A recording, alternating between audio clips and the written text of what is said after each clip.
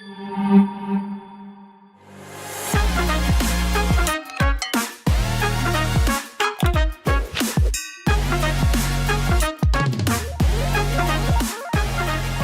paz do Senhor, meus irmãos e irmãs, tudo bem? Sexta-feira, Deus possa abençoar essa tua sexta-feira, final de semana aí chegando, né? Que você possa ter uma sexta e um final de semana abençoado. Vamos a mais um dia de leitura da nossa lição número 9, ok? Do dia 1º de junho de 2025, próximo domingo. Jesus, o caminho, a verdade e a vida. Texto áureo, João capítulo 14, versículo 6. Disse-lhe Jesus: eu sou o caminho e a verdade e a vida. Ninguém vem ao Pai senão por mim. A nossa verdade prática, a imagem de Jesus Cristo como o caminho, a verdade e a vida, reforça a nossa fé e consolida a nossa comunhão com Deus. Ok? Vamos lá? Sexta-feira, a leitura de hoje é João, capítulo 1, versículos 1 e 18. Mas eu aconselho vocês a lerem todo este capítulo de João, porque ele é muito bonito, tá? E a gente tem falado muito sobre ele. Hoje nós vamos ler ele, mas eu tenho tocado nesses assuntos, nestes textos, nestas verdades aqui que estão aqui no capítulo 1, porque a Bíblia ela é muito ligada, meu irmão. São palavras de Jesus Cristo, Os evangelhos são as ações e palavras de Jesus Cristo. Então, a Bíblia é toda muito bem amarrada, tudo muito ligado, Quando você fala de Jesus, você fala de um todo da verdade e da palavra de Deus. Então, quando você lê, tira um tempinho e leia do versículo 1, até o último versículo do capítulo 2, o versículo 51. É muito bonito. Mas se você não quiser ler ele todo, não tiver tempo, não tiver com vontade, tiver com preguiça, lê pelo menos até o 18, que nós vamos aqui ler o 1 e o 18. Eu não vou ler todos, porque a gente vai estender ainda mais. Mas se eu fosse você, eu lia o capítulo 1 do versículos 1 ao 18. Mas vamos ler o 1 e o 18, depois a gente vai falar um pouco sobre isso, A palavra tornou-se carne. No princípio era aquele que é a palavra. Ele estava com Deus e era Deus. Algumas tradições falam no princípio era o verbo era Deus e o verbo estava com Deus, Minha tradução, eu gosto muito dela, é a NVI, é a nova versão internacional do ano de 2000. Vou ler de novo 1. No princípio era aquele que é a palavra, ele estava com Deus e era Deus. Ele estava com Deus no princípio. Todas as coisas foram feitas por intermédio dele. Sem ele, nada do que existe teria sido feito. Eu li o 1, o 2 e o 3. Vou ler de novo, meu irmão, preste atenção. No princípio era aquele que é a palavra. Ele estava com Deus e era Deus. Ele estava com Deus no princípio. E todas as coisas foram feitas por intermédio dele. Sem ele, nada do que existe teria sido feito. Antes de ler o 18, vocês lembram que eu disse para você, tentando explicar a vocês como eu entendo, o nosso Deus como Pai, Filho e Espírito Santo? Que Deus é Deus eterno, eterno para trás, eterno para frente, eterno para cima, eterno para baixo, infinito Deus que não foi criado por ninguém e de um tamanho inexplicável, de um tamanho que não cabe em nada, pois ele é tudo, ok? E a gente acabou de ver aqui que no princípio era aquele que é a palavra. Que é a palavra. Até hoje ele é a palavra, né? Ele estava com Deus. Ele era Deus. E se existe alguma coisa é porque foi criada por ele. Tudo que existe foi criado por ele. Se não fosse criado por ele, nada existiria, né? E vocês lembram quando a palavra diz que tudo é dele, por ele e para ele?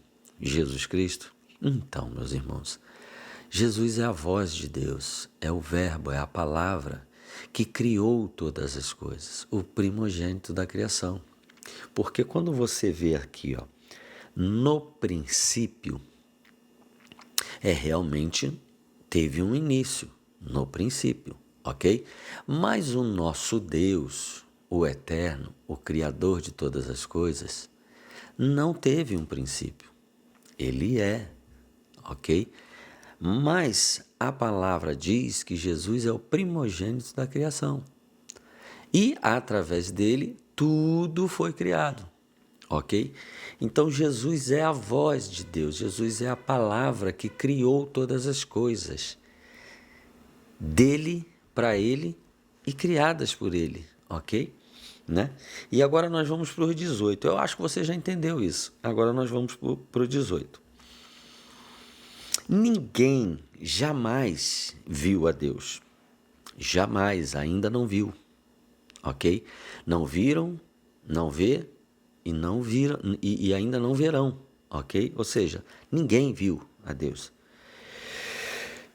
Mas o Deus unigênito, que está junto do Pai, o tornou conhecido. O Deus unigênito, o único Filho de Deus, né?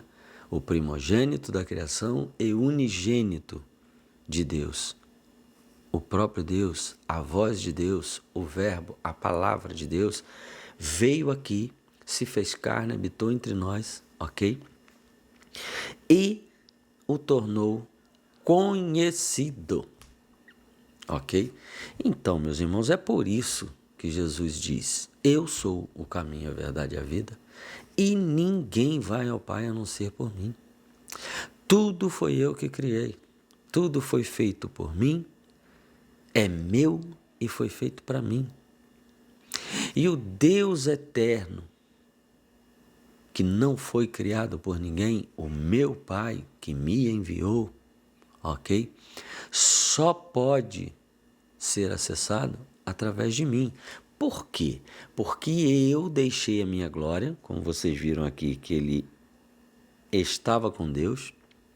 Eu deixei a minha glória, eu entrei num corpo de barro, me fiz homem e venci o pecado. Tomei de volta como homem, porque foi feito para o homem e o homem deixou a morte e o pecado entrar. Perdeu, foi retirado do Éden, Adão e Eva, depois de terem desobedecido a Deus. Nós estamos carecas de saber que a morte, a separação de Deus, né? O pecado entrou pela desobediência. E lembra quando eu falei que o entendimento das coisas de Deus, das coisas espirituais, ela ultrapassa o nosso limite humano? Por que eu estou te falando isso de novo? Porque morte entendida pelos homens parou de respirar, morreu, coração parou de bater, já tentaram de tudo, não respira mais. Nosso corpo automaticamente começa a entrar numa degradação e tem que enterrar, porque senão vai começar a apodrecer, né? E se degradar e será terrível, ok? Isso é morte para o ser humano, é deixar de respirar, né? Lembro na minha infância quando a gente via um passarinho no chão caído, que caiu do ninho e estava imóvel, e a gente falava: está morto? Será que está morto? E aí se a gente tocasse nele e ele se mexesse, está vivo. Então a gente entende vida e morte como quem ainda está com o coração batendo, está se mexendo, né? Está de alguma forma respirando, né? Barata, por exemplo, né? A pessoa mata a barata está imóvel. Mas será que está morta? Principalmente quem tem medo de barata. Aí quando a pessoa chega perto, a barata se mexe, está viva, está viva. Vivo para o ser humano é estar se mexendo, é estar respirando, né? Mesmo que às vezes você num estado de coma no hospital, sendo mantido, né, por aparelhos, por respiradores e por qualquer coisa que seja, está vivo, né? Mas se desligar os aparelhos, ele não vai mais ficar vivo. Então, a nosso entendimento de vida e de morte é muito limitado. É limitado ao nosso nível, ok? Que para a gente parece grande coisa, parece muita coisa, porque realmente a dor de perder alguém, né, é muito, muito para a gente, né? Mas olha o tamanho do nosso Deus. A eternidade para trás, para frente, para cima, para baixo, 360 graus de eternidade, ou seja, infinito de tão grande. Nós somos muito pequenos diante disso. Até mesmo a morte, que é algo extremamente doloroso para nós, né? E a vida, né? O respirar, o andar, a saúde aqui nesta terra, né? Estar bem fisicamente é algo muito, muito grande para a gente, muito poderoso para a gente. Para Deus é muito pouco. Diante de toda essa grandeza é muito pouco. Mas nós precisamos viver e entender as coisas com o olhar de Deus, com o olhar do Espírito Santo, com o olhar daquele que é grande, ok? Por quê? Ele fez esse reino para os homens perfeito. Tudo era perfeito.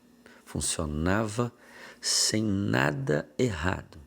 Não havia espinhos, não havia frio, não havia doença, não havia morte, o corpo não envelhecia. Eu imagino que os seres humanos, né, o homem e a mulher, eles eram majestosos em poder, porque eu imagino Deus mandando dominar a terra, eu imagino Adão como um Deus menor neste mundo, nesta terra, né, que Deus criou para ele, num elo tão forte que Deus fez ele da própria matéria da terra e deu poder a ele para dominar sobre tudo, ok? Ele era um Deus menor aqui na terra, ele e Eva, ok?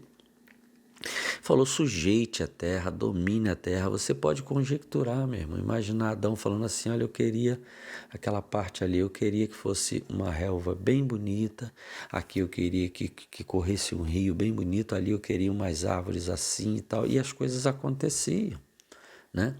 Eu posso conjecturar que Deus mandou ele dar nome a tudo, ele tendo contato com animais que de repente hoje a gente nem tem mais conhecimento, porque depois disso teve dilúvio, Deus separou só algumas espécies, o tempo de vida reduziu porque o pecado fez com que a terra produzisse espinhos, plantas venenosas, doenças. Os animais também sofrem e sofreram muito porque o Senhor amaldiçoou a terra por causa do pecado de Adão, ou seja, o que Deus criou perfeito para Adão, inclusive o próprio Adão era perfeito, tão perfeito, né, que Deus vinha falar com ele. A voz de Deus vinha falar com ele, né? Aquele que era Deus, que estava com Deus.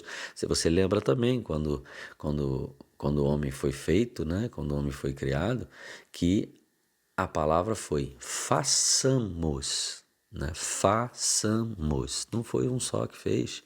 Então, o Senhor ali já estava mostrando, né, o Espírito de Deus, que antes de tudo acontecer, pairava sobre a face das águas, né? É um mistério, já existia água, né? E o Espírito Santo, a terra mesmo sem forma e vazia, tinha água, né? Tinha escuridão na face do abismo, né? E o Espírito de Deus parava sobre a face das águas, né? Sabendo que a terra é um pozinho diante da grandeza do eterno, do nosso Deus. Então, o Senhor falou, façamos, né? Organizou tudo antes de tudo ser criado, de tudo ser feito, né? O haja, a palavra que criou já estava lá. Então, quando depois que todo o reino do homem foi criado, o Senhor falou, agora sim, está tudo pronto para receber ele, o homem. Façamos o homem, a nossa imagem conforme a nossa semelhança. E o homem foi feito da matéria, do mundo, da terra, que Deus criou para ele dominar, para ele sujeitar. absoluto aqui, ok? E o homem perdeu tudo isso por causa da desobediência. Era preciso que isso fosse conquistado, que isso fosse tomado de volta, que esta dívida fosse paga. Mas não havia mais nada, em lugar algum nesse universo, que tivesse a quantia, o valor para pagar essa dívida. Porque essa dívida era com o Criador. Ele criou tudo, dono de tudo, ok? Como alguém ou qualquer coisa que seja teria o valor para pagar essa dívida ao dono de tudo? Se ele é o dono de tudo, como alguém vai arrumar alguma coisa em algum lugar que não existe, porque o Senhor é o dono de tudo, para pagar uma dívida para o dono de tudo? Não tem como. Ele mesmo teve que providenciar. Mas como eu também já cansei de repetir para vocês aqui, cansei não, eu vou repetir isso quantas vezes forem necessário no decorrer da minha existência aqui, né? E toda vez que eu tiver a oportunidade, eu vou falar sobre isso, né? Que o pecado, a morte, entrou pela desobediência. Tudo foi perdido e contaminado, né? Tudo aquilo que Deus fez para o homem foi perdido e contaminado pelo homem, ok? Pelo erro do homem. E agora, para reconquistar tudo isso, ok? O nosso Deus, ele faz tudo correto, ele faz tudo perfeito. O nosso Deus não é porque ele é Deus poderoso e pode todas as coisas que ele fala, tá bom, tá, você errou, vou pegar você e vou consertar tudo e vou fazer um novo. Não, nosso Deus não age dessa forma. Senão ele teria criado, não sei, ele teria criado ali um jogo, alguma coisa totalmente manipulável por ele, sem vida, sem vontade, sem nada. Deu errado, eu quebro tudo e conserto de novo. Não, nosso Deus, ele é justo. Nosso Deus é amor. E isso tudo é que caracteriza a dignidade. A dignidade principalmente dele, ok? Ele não manipula resultados. Ele não faz como mágica, né? Ele respeita, né, a ordem das coisas. Amar é isso, justiça é isso. Como haverá justiça se não houver um processo? Se fosse só ele como um Deus poderoso, não ficou satisfeito, ele quebra e faz de novo. Não. O Senhor conserta, o Senhor vence, ok? E aí ele já prometeu ali, na queda, quando o homem perdeu tudo que Deus fez para ele, permitindo a entrada da morte, do pecado, da desgraça, literalmente desgraça, ele prometeu ali que venceria a morte e o pecado e tomaria de volta, ok? Mas se o reino foi feito por homem, para o homem, e foi perdido por um homem, ele teria que ser reconquistado, né? A dívida teria que ter sido paga por um homem, ok? E assim, o nosso Senhor Jesus, a palavra, o verbo, o Filho de Deus, se fez carne, entrou neste mundo pela porta, o ventre de uma mulher, que era assim que se entrava nesse mundo na época, só que não contaminado do pecado, porque não veio de semente de homem, não veio da semente de José, ok? E para que não tivesse dúvida, ela era virgem, Maria era virgem. O Espírito Santo de Deus gerou dentro do barro, o primeiro homem foi feito do barro. O primeiro Adão, né, foi feito do barro, perfeito, puro, sem pecado, limpo, maravilhoso. O segundo Adão foi gerado dentro do barro, mas não de semente corruptível, ok? Ele precisava ser homem, mas não podia herdar o pecado do seu pai Adão e do seu pai José. Ele veio do pai celestial do eterno, ok? Mas homem, humano, e viveu, morreu e ressuscitou. Por quê? Não pecou, não errou como Adão errou. Foi tentado, e não só por Satanás. Ou você acha que Jesus foi tentado só por Satanás? Todas as vezes que era perseguido por homens hipócritas, homens sujos, homens mentirosos, manipuladores. Você acha que Jesus não foi tentado por outras coisas? Eu não preciso citar aqui, você sabe o que é tentação nesse mundo. E Jesus era um homem. Jesus tinha fome, Jesus tinha sede, Jesus andava no meio de pessoas ruins, pessoas boas. Ele tinha ao lado dele um escolhido por ele, que era o tesoureiro dele, e metia a mão na bolsa e roubava. E ele sabia. Ok? Você acha que uma pessoa sendo homem, porque ele precisava ser homem, né? Não teria vontade de agir de uma forma diferente? Sim, Jesus precisou vencer todas as tentações, ok? Por quê? Senão o jogo não seria um jogo honesto. Satanás nem perderia tempo, né? Porque Satanás teve a oportunidade de tentá-lo no deserto, com fome, com sede, 40 dias de jejum, mas Satanás usou muita gente para poder fazer Jesus pecar, ainda quando estava no ministério. Quando cresceu, quando foi criança, você pode ter certeza disso, porque foi investido muito para que Jesus pecasse. E Satanás sabia, porque Satanás vê, os demônios veem. Satanás não é onipresente, nem onisciente, nem onipotente, mas são muitos demônios espalhados pelo mundo e eles se comunicam. Então, quando começaram a acontecer as coisas, pode ter certeza que eles sabiam que o filho do ventre de Maria era o Messias, que a criança que ali nasceu na manjedoura, que os reis levaram o ouro, o censo e a mirra, ele trabalhou muito, mas o nosso Deus, o eterno Criador dos céus e da terra, ele vence. Ele não manipula, ele não trapaceia, porque senão esse jogo não seria ganho. O próprio Satanás chegaria diante de Deus, imagina só isso, teve uma conversa lá com Deus sobre Jó, lembra? Você conhece a história de Jó? Imagina Satanás chegando diante de Deus e falando, o Senhor trapaceou. Você acha que isso é possível? O nosso Deus puro, santo e perfeito trapacear? Se isso assim acontecesse, tudo perdido, meu irmão. Porque ele é Deus eterno, porque é santo, justo, né? E não erra, ok? Mas também não manipula o resultado. Então, lembra que Jesus disse, Senhor, se for possível, afasta de mim esse cálice. Ele sabia o que eu aguardava na crucificação.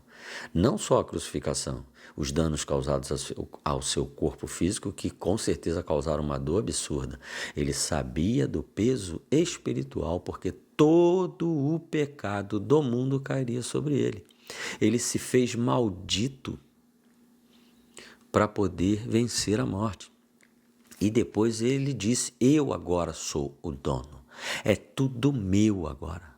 Foi feito por mim, para mim, e é meu, ok? Agora, através de mim, eu sou o caminho, a verdade e a vida. Ninguém vai ao Pai a não ser por mim, porque eu entrei no jogo e venci honestamente. Todo o poder me foi dado no céu, na terra e em todo o universo. Vocês entendem isso? Ele estava no céu com Deus, ele se fez carne, habitou entre nós e venceu a morte. Ninguém jamais viu a Deus, mas o Deus unigênito que está junto do Pai o tornou conhecido, ok?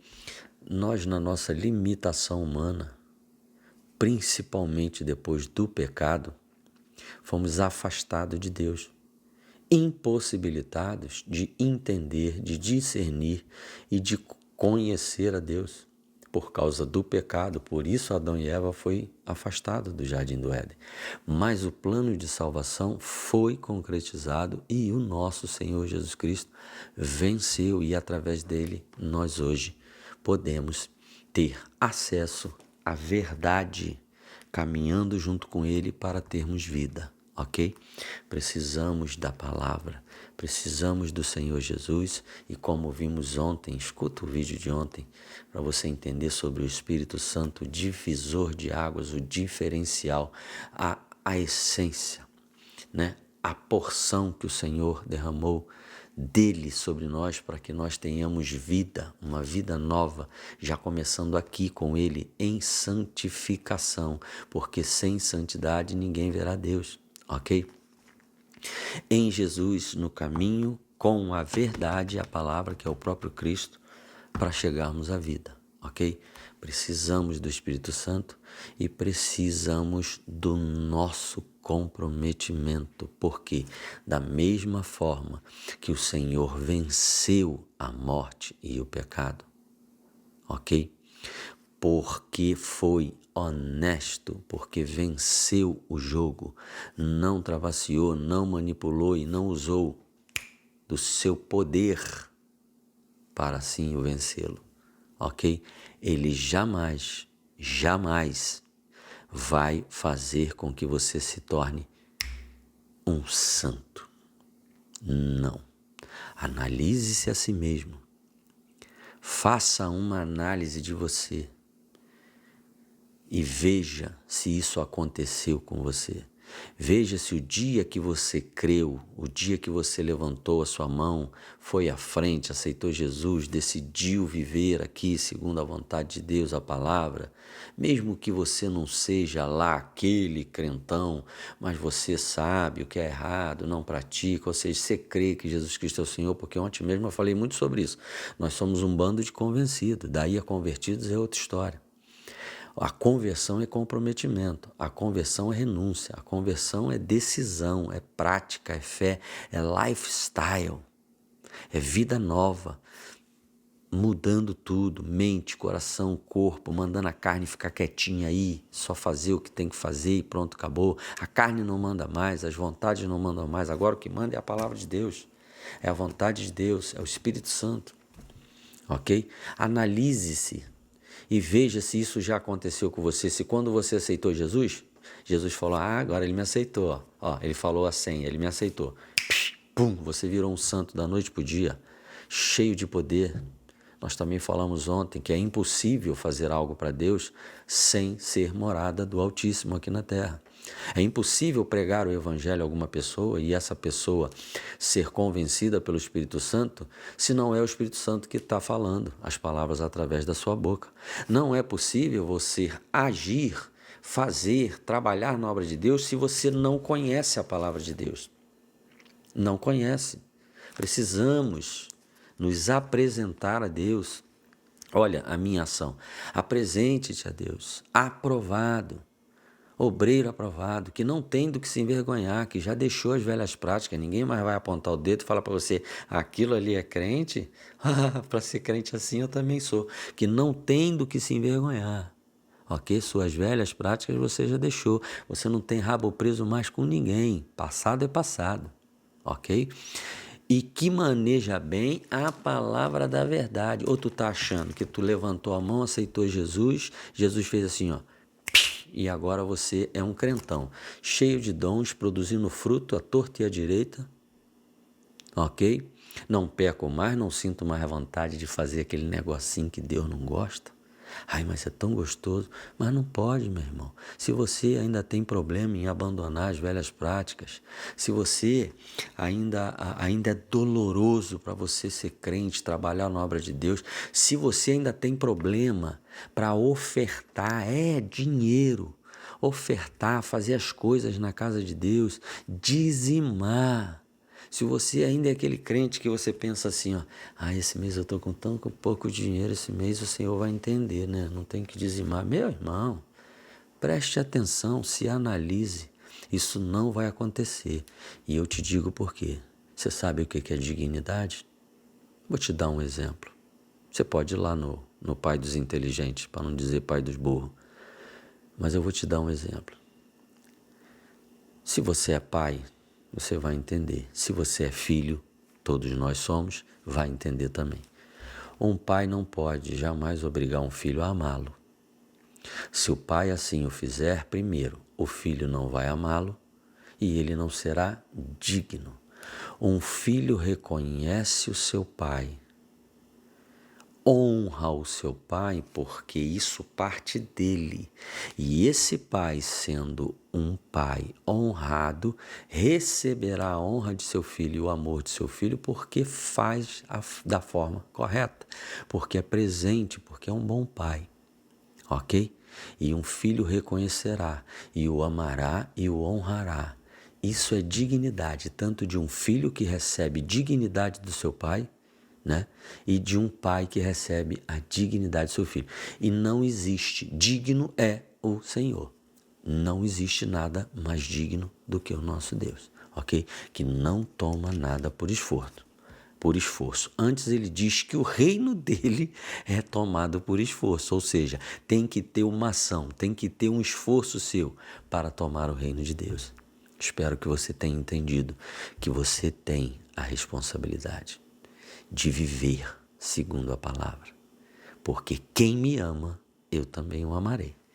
Eu e meu Pai o amaremos, viremos a Ele e faremos morada nele. Ok, meu irmão? Você está morto em seus delitos e pecados. O Senhor Jesus é a salvação. Você decide. A paz do Senhor Jesus.